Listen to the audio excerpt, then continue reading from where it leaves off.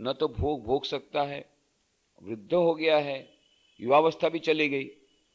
और तब जा करके उसके मन में चेतना हुई, अरे बाबा रे, इतने सारे भोग भोगे, परंतु फिर भी मैं सोच रहा था इतना भोग भोग लूंगा, 5 वर्ष भोग भोग लूंगा, 10 वर्ष भोग भोग लूंगा, अभी फिर से युवावस्था लेकर के 40 वर्ष भोग भोग लूंगा, तो फिर मेरे भोग समाप्त हो जाएंगे। पर ये भोग तो बढ़ते ही जा रहे हैं, बढ़ते ही जा रहे हैं। और तब जाकर के उसने वह जो फेमस, बहुत सुप्रसिद्ध वह वाक्य है, वह लिखा,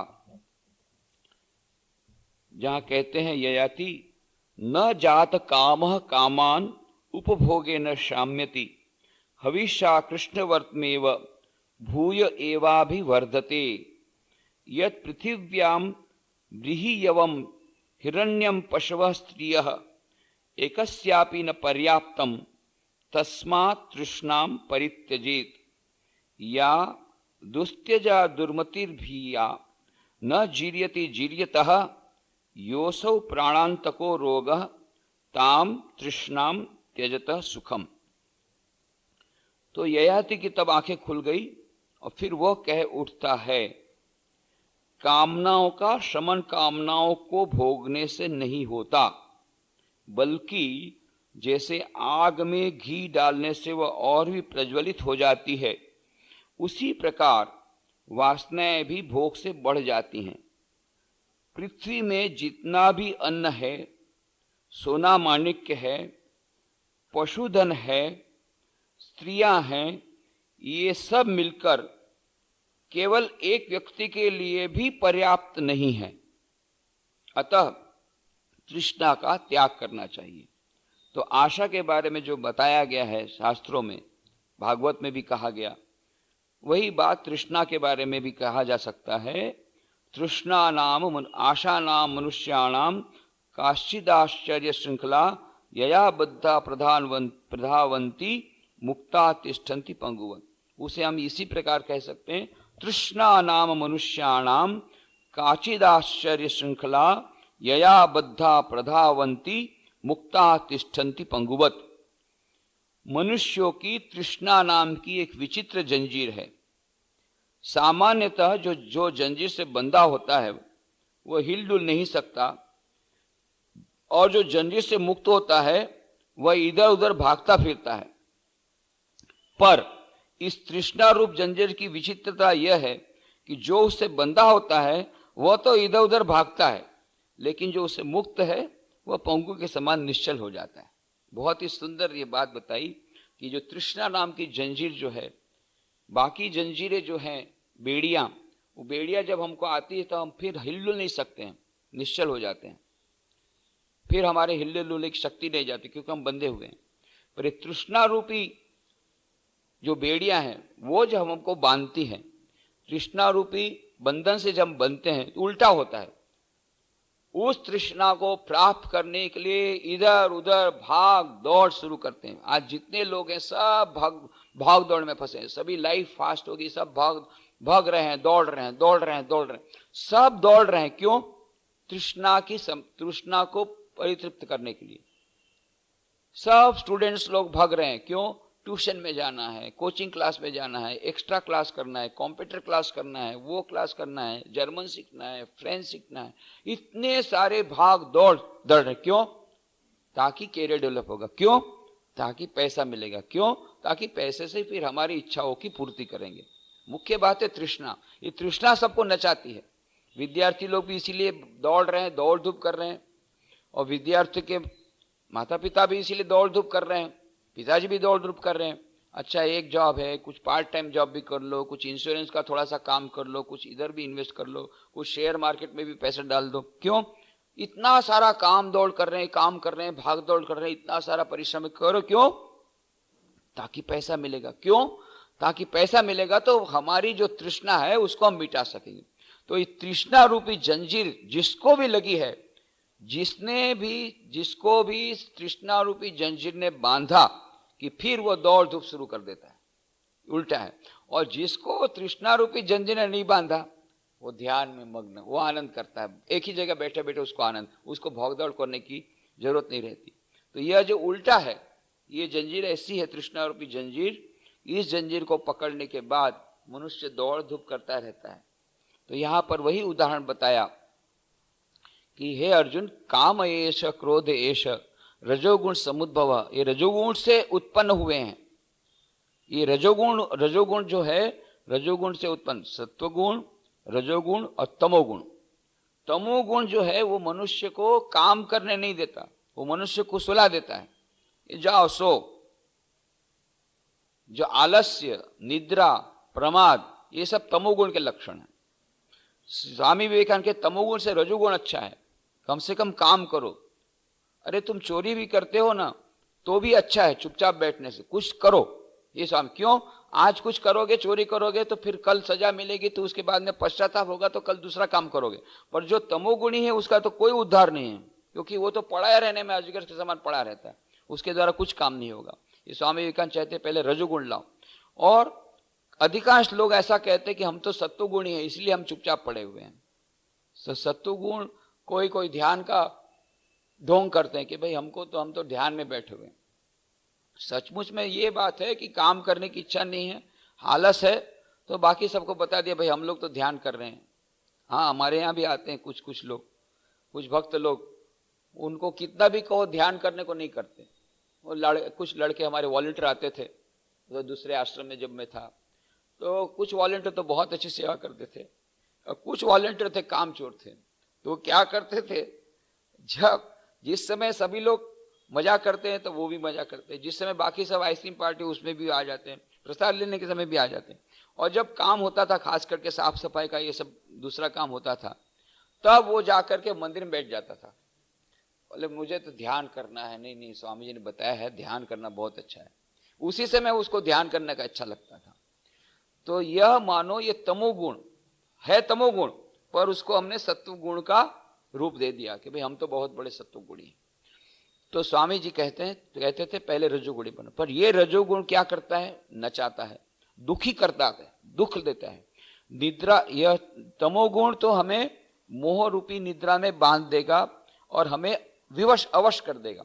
और रजोगुण है वो हमें नचाता है, हमारे पास से काम कराता है और हमको बहुत दुखित करता है। क्यों? जितना काम करेंगे परिश्रम होगा, उसका दुख, उसके बाद में कोई तृष्णा कभी नहीं समाप्त हुई, कहीं नहीं मिली तो उसका दुख, विभिन्न प्रकार के दुख आते जाते रहते हैं। जो लोग रजोगुण समुद्भव, ये रजोगुण से समुद्भवित है, काम एष क्रोध एष रजोगुण समुद्भव महाशनो महापापमा, ये महान से महान पापी है। जितने पाप हैं, पिछले चर्चा में हमने देखा था किस प्रकार से यह क्रोध, एक क्रोध ऐसा है कि बाद में जब आता है उस समय पता नहीं लगता है और बाद में संपूर्ण विनाश करके छोड़ता है।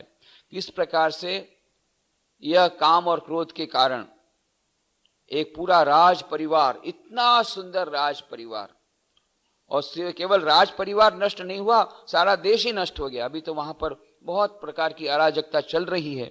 अभी डेमोक्रेसी आगे बोलते हैं, परंतु कितनी प्रकार की अराजकता चल रही, पर कितना अच्छा देश चल रहा था। सारे विश्व में एक ही देश था जो हिंदू राष्ट्र था।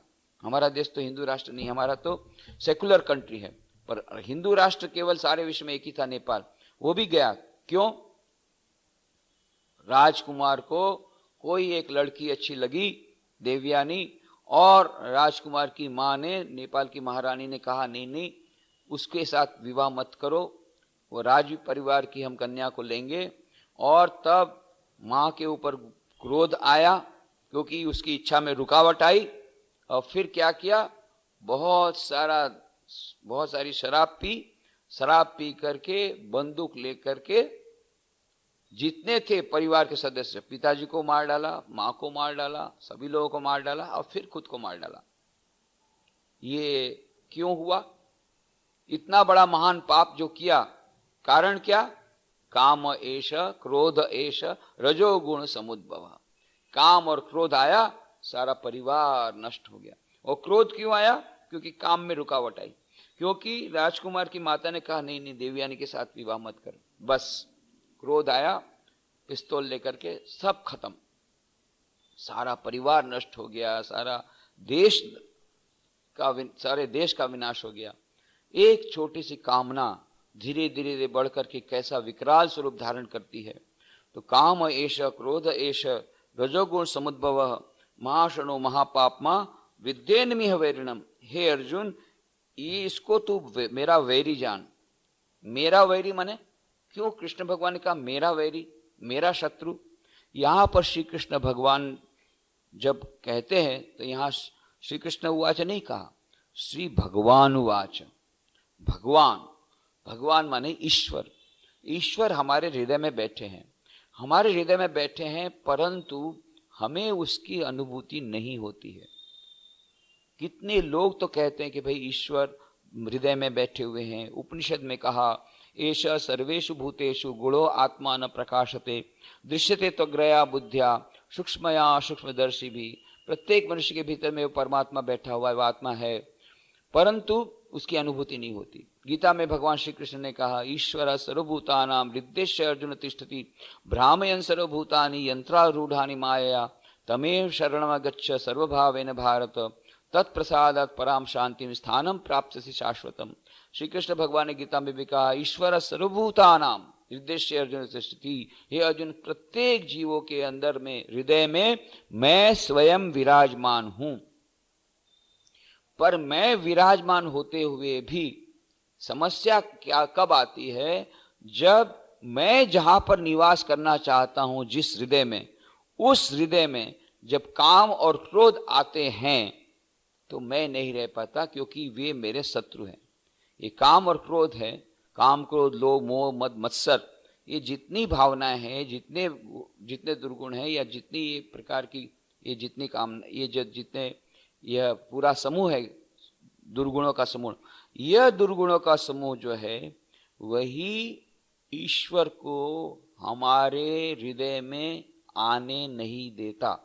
कई लोग कहते हैं हम तो ईश्वर में श्रद्धा नहीं करते, ईश्वर में कैसे श्रद्धा करें, ईश्वर का तो हमें दर्शन नहीं होता, उसकी अनुभूति नहीं होती।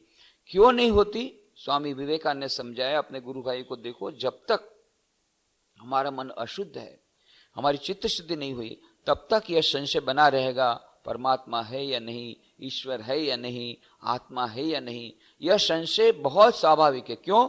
हमारा मन अभी गंदगी से भरा हुआ है। जब सफाई हो जाएगी, जब काम क्रोध लोभ मोह मद मत्सर से हमारे हृदय को हम स्वच्छ कर लेंगे, तब जाकर के ईश्वर के प्रति श्रद्धा का उदय होगा, ईश्वर की अनुभूति होगी। क्यों? तब ईश्वर अपना आसन वहां पर फिर से ग्रहण कर सकेंगे। अभी हम लोगों के दुर्गुणों ने ईश्वर को बाहर फेंक दिया, उनको कह दिया, और इसीलिए कहा नो एंट्री का बोर्ड लगा दिया। ये दुर्गुणों ने नो एंट्री का बोर्ड लगा दिया, इसलिए भगवान आ नहीं पा रहे हैं। हमें उल्टा करना है, हम दुर्गुणों के लिए यदि हम नो एंट्री का बोर्ड लगा दे तो फिर ईश्वर आ पाएंगे। क्यों? क्योंकि मीराबाई ने कहा, प्रेम गली अति साकरी तामे दो न समाये। भाई ये प्रेम गली तो अति सकरी है, इसमें दो नहीं समा सकते। तो जहां राम तहां नहीं काम, जहां काम तहां नहीं राम, तुलसी दोनों न रह सके रवि रजनी इक ठाम। तुलसीदास जी यही बात बताते हैं रामचरितमानस में, कि भाई तुलसीदास जी कहते हैं कि दो वस्तु एक साथ नहीं रह सकती। जहां काम है वहां राम नहीं रह सकते। राम बोलते फिर मैं चला, राम राम। रामचंद्र जी राम राम कह के चलते हैं जब काम हमारे मन में आता है, और जब राम जी को हम ले आए, कैसे भी करके हमने राम नाम लिया, तो काम बोलता थे राम राम, फिर मैं चला भाई, अब यहां पर मेरा स्थान नहीं है। इसलिए कहा राम नाम ये श्रेष्ठ सद्गुण है। इसीलिए भगवान श्री रामकृष्ण देव के पास उनके शिष्य आए स्वामी योगानंद जी महाराज, कि यह काम तो बहुत पापी है, तो इससे हमको कैसे छुटकारा मिले? तो श्री रामकृष्ण देव का भगवान का नाम लो। स्वामी योगानंद जी महाराज को बड़ा अचरज हुआ, अरे इतनी बड़ी समस्या और समाधान इतना छोटा सा दिया, अरे भगवान का नाम लो सब ठीक हो जाएगा। और उनको लगा कि ओहो, इनको कोई योगिक क्रिया वगैरह पता नहीं है, इसलिए मुझे बताया नहीं। उनको खुद को योगिक क्रिया पता तो बताएंगे, कुछ पता नहीं है और ऐसे बोल दिया भगवान। अच्छा, यदि भगवान के नाम से ठीक होता तो कितने लोग तो भगवान का नाम ले रहे हैं, क्यों उनको फायदा नहीं होता है? नहीं, इनको ठीक पता नहीं। फिर बाद में पता पड़ा कोई एक बहुत बड़े योगी, एक कोई महात्मा आया है, वहां दक्षिणेश्वर में पंचवटी के नीचे बैठता है, योगासन प्राणायाम वगैरह करता है। तो वहां जाकर के उन्होंने बैठना शुरू किया। यहां से कोई योगिक प्रक्रिया मिल जाएगी, काम के संयम कर काम से निपटने की, क्योंकि रामकृष्ण देव के पास तो निराशा प्राप्त हुई। उन्होंने जो कहा अरे वो तो बेकार बात कही, बोले अब भगवान का नाम लो काम हम सब छूट जाएगा, तो उस पर तो विश्वास नहीं हुआ। तब यहाँ पर जाकर के योगानंद जी महाराज जाने लग गए। रामकृष्ण देव ने देखा योगानंद जी महाराज उस समय तो विद्यार्थी थे, वहां बैठे हुए थे, उस योगी के पास प्राणायाम वगैरह कर रहा था, बाद कान पकड़ करके खींच के ले आए, ए वहां क्यों गया था, इधर उधर मत जा, बैठ इधर। स्वामी योगानंद जी महाराज को बहुत बुरा लगा, अच्छा अच्छे महात्मा है, अरे एक तो खुद तो कुछ जानते नहीं है, योगासन योग का कोई चमत्कार वगैरह तो जानते नहीं, सिद्धि चमत्कार तो उनके खुद के पास नहीं है, और सिद्धि चमत्कार वाला बाबा है वहां जाना चाहो तो वहां भी जाने नहीं देते। देखो कैसे स्वार्थी, अपने शिष्य को पकड़ के रखा है, अपने चेला खुद खो ना जाए ऐसा उनको डर है।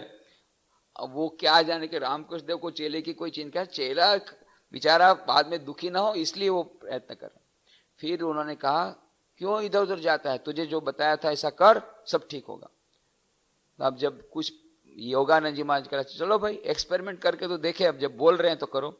तो उन्होंने भगवान का नाम लिया, बहुत सिंसियर लिया, बहुत उनको फायदा हुआ। तब उनको बात समझ में आई कि बाकी जो लोग बोलते हैं कि भगवान का नाम लेते हैं वो केवल ढोंग करते हैं, जो सचमुच में भगवान का नाम लेते हैं तो उनको कुछ न कुछ फायदा अवश्य होता है।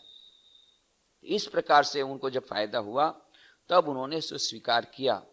तो जहां राम तहां नहीं काम, जहां राम तहां नहीं काम, जहां काम तहां नहीं राम, तुलसी दोनों न रह सके, रवि रजनी एक ठाम। यदि रवि माने सूर्य और रजनी माने रात, ये दोनों एक साथ नहीं रह सकते। जहां सूर्य नारायण आए कि रात समाप्त हो गई, बाद में रात की कोई ताकत नहीं कि रात यहां पर रह जाए, और जब रात आई तो सूर्य नारायण विदा हुए तो रात आ जाती है। और जब ये दोनों एक साथ कभी नहीं रह सकते हैं, कभी नहीं रह सकते, दो में से एट ए टाइम एक रह सकते। ये हो सकता है कि दिन आया तब रवि आए और फिर रवि ने विदा ली तो रात आई, ये हो सकता है, दोनों एक साथ नहीं रह सकते। उसी प्रकार से श्री कृष्ण भगवान कहते हैं काम एष क्रोध एष रजोगुण समुद्भव महाशनो महापापमा। यह ऐसा है, ये काम और क्रोध ऐसे हैं, ये सब इच्छाएं ऐसी हैं कि इसका कभी पेट नहीं भरता। हम भले ऐसा समझते हो, परंतु जैसा यह ने कहा, अरे जैसे आग में घी डालने से आग बुझती नहीं है और जोर से सुलगने लगती है। हम सोचते हैं कि भाई चलो घी डालने से आग समाप्त हो जाएगी, नहीं समाप्त होती है, बल्कि आग में घी डालने से और भी आग प्रज्वलित होती है। तो उसी प्रकार से हम समझते हैं कि भाई चलो बस एक बार ये इतना हो गया, इसके बाद हम और कुछ नहीं मांगेंगे, बस हो गया। एक बार मोटरसाइकिल आ गई, पछी फिर पापा आपके पास कुछ नहीं मांगे, बस मोटरसाइकिल आ गई मैं राजा हो गया, फिर आपके पास मैं कुछ नहीं मांगूंगा। और सचमुच में 2 साल के लिए कुछ नहीं मांगा, मोटरसाइकिल चलाई बहुत अच्छी। पर जब मित्र के पास कार आ गई तो नैनो कार का प्रोजेक्ट आ रहा है गुजरात, तो और भी ज्यादा अभी से लोग शुरू सोचने लगे कि भाई प्रोजेक्ट तो जब आएगा तो नैनो कार तो ले लो, कम से कम प्रोजेक्ट बाद में आएगा, कंपनी यहाँ पर आएगी, नैनो कार तो कम से कम पिताजी दिला दीजिए। अरे तुमने कहा था मोटरसाइकिल के बाद कुछ नहीं मांगोगे। हाँ वो तो कल की बात थी, पर अब तो हमारा मन कहता है बिना कार के नहीं चलेगा। बिना कार के सब कुछ बेकार है, जीवन ही बेकार है। जब कार ही नहीं है तो अब बेकार है, फिर जीवन बेकार है, तो फिर मैं आत्महत्या कर लूंगा। कार हम कम एक तो कार हमको दिला दीजिए, फिर दूसरी कार की बात बाद में करेंगे। यह हमारा मन कभी भी कोई पेट नहीं भरता है। ऐसा कहता है कि 40 रसगुल्ला खा लिया, बस अब कभी रसगुल्ला जिंदगी में कभी नहीं खाऊंगा। वो 1 सप्ताह तक वो इरादा टिकता है, उसके बाद में फिर कहता है अच्छा चलो फिर से रसगुल्ला खाऊं। ये सभी चीजों के बारे में यही है, इसका पेट कभी नहीं भरता, ये बड़ा पेटू है। काम एष क्रोध एष रजोगुण समुद्भव महाशनो महापापमा। और इसीलिए इसको तू मेरा वैरी जान। भगवान कहते हैं मैं जो तेरे हृदय में बैठा हूं ना, मेरे को बाहर निकालने वाला यही 2 जन है, इसको तू मेरा दुश्मन जान। यदि तू मुझे चाहता है तो फिर इन दोनों को रवाना कर, और नहीं तो इन दोनों को रख तो फिर मैं रवाना होता हूं। ये दोनों मेरे शत्रु हैं।